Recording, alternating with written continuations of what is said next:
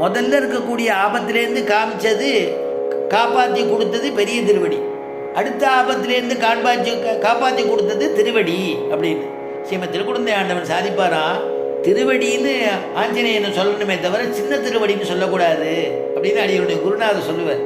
ஆச்சாரிய சாய்ச்சிருக்காருப்பா அப்படின்னு. காரணம் என்னன்னா, பெரிய திருவடின்னா வைனதேயன் கருடனுக்கு தெரியணுங்கிறதுக்காக பெரிய திருவடின்னு சொல்கிறோம்.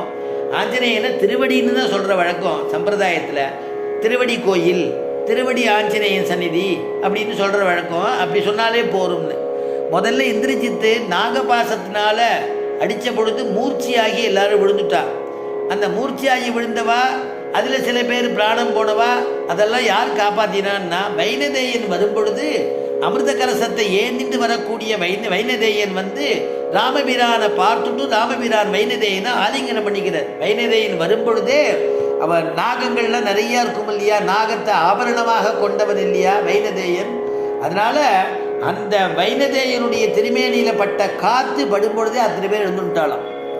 அந்த அமிர்த கலசம் வேற, அமிர்த கலச கருடன் இங்கே கூட எழுந்துள்ளி இருக்கார். சேவிச்சா ரொம்ப விசேஷம். கையில் அமிர்த கலசம் வச்சுட்டு இருப்பார். அந்த அமிர்த கலசத்தினால விசேஷத்தினாலேயே சகல ரோகங்களும் நிவாரணமாகி எல்லாரும் பழச்சுட்டாலாம். ரெண்டாவது சமயம் இந்த இந்திரஜித்து பிரம்மாஸ்திரம் பிரயோகிக்க எல்லாரும் மூர்ச்சியாகி கீழே விழுந்த உடனே இந்த மூலிகைகளை கொண்டு வரதுக்காக போய் 4 விதமான மூலிகையும் கொண்டு வர. அந்த கொண்டு வரும்பொழுதே அத்தனை பேர் எழுந்துன்றா. உடனே ஜாம்பவான் இடத்துல விஷயத்தை சொன்ன உடனே அங்கே ராமபிரானும் இளைய பெருமாளும் முடிச்சுண்டுறா. அவளும் எழுந்துன்றா. எழுந்துன்றா.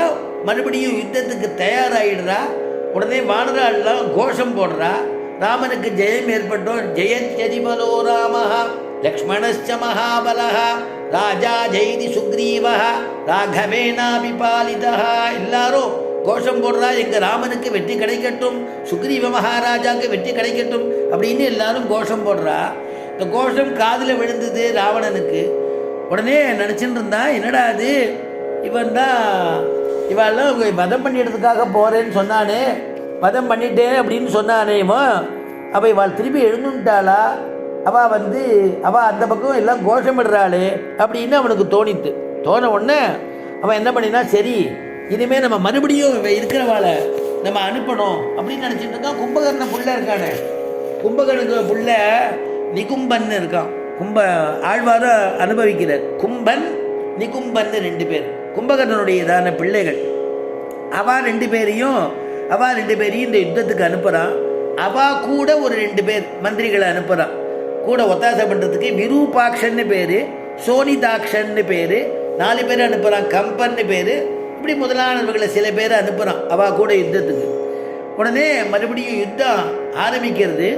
அந்த யுத்தம் ஆரம்பித்த உடனே அங்கதன் இந்த கம்பன் அப்படிங்கிறதான ராட்சசனை வதம் பண்ணிடுறான். மைந்தன்கிற வானரம் விரூபாக்ஷனை வதம் பண்ணிடுறான். திவிதன் அப்படிங்கிறதான வானரம் சோனிதாக்ஷன்கிறதான ராட்சசனை வதம் பண்ணிடுறான்.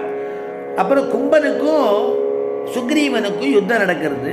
அந்த கடும் யுத்தத்தில் கும்பனை சுக்ரீவன் வதம் பண்ணிடுறான். ஆஞ்சநேயர் நிகும்பனை கொன்னுடுறான், வதம் பண்ணிடுறான். இதெல்லாம் முடிஞ்ச உடனே இவன் வதம் பண்ணோன்னு மறுபடியும் கும்பகர்ணனுக்கு மறுபடியும் ராவணனுக்கு விஷயம் போக, ராவணன் இன்னொருத்தனை அனுப்புகிறான். அவனுக்கு பேர் மகராக்ஷன்னு பேர். அவனை அனுப்பினோட யுத்தத்துக்கு வரான். அவனும் யுத்தம் பண்ணுறான். ராமனுக்கும் மகராக்ஷனுக்கும் யுத்தம் நடக்கிறது. 2 பேருக்கும் யுத்தம். அந்த யுத்தத்தில் நம்முடையதான சக்கரவர்த்தி திருமகன் ராமபிரான் ஆக்னேய ஆஸ்திரத்தினால மகராக்ஷனை வதம் பண்ணி விடுறார். அவன் வதமும் ஆயிடுத்து. அடுத்தது எஞ்சி இருக்கிறது வேறு யாரும் இல்லை, இந்திரஜித்தை மட்டும்தான் எஞ்சி இருக்கான்.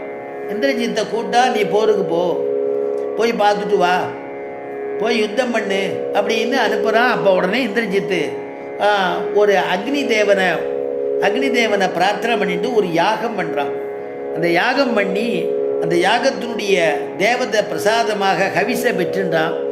அதிலிருந்து ஒரு அற்புதமான ஒரு ரதம் வருது, ரதம் கிடைக்கிறது அவனுக்கு. அந்த ரதத்தினால என்ன, ரதத்தினுடைய மகிமை என்னன்னா, இந்த ரதம் எங்கே இருக்குன்னே தெரியாது. இவன் எப்படி மறைஞ்சு யுத்தம் பண்ணுறானோ இந்திரஜித்து, அவனுக்கு தகுந்த மாதிரி அந்த ரதம். அந்த ரதத்திலே ஏறி அவன் எங்கே நிற்கிறான்னு தெரியாது. அதுவும் மறைஞ்சு அது இருக்கிற இடமே தெரியாது. அந்த மாதிரி இருக்கக்கூடிய ரதம். அந்த ரதத்தில் ஏறி யுத்தம் பண்ணுறான். யுத்த யுத்த காலத்துக்கு வந்துட்டான், எல்லாருக்கும் பானத்தால் அடிக்கிறான்.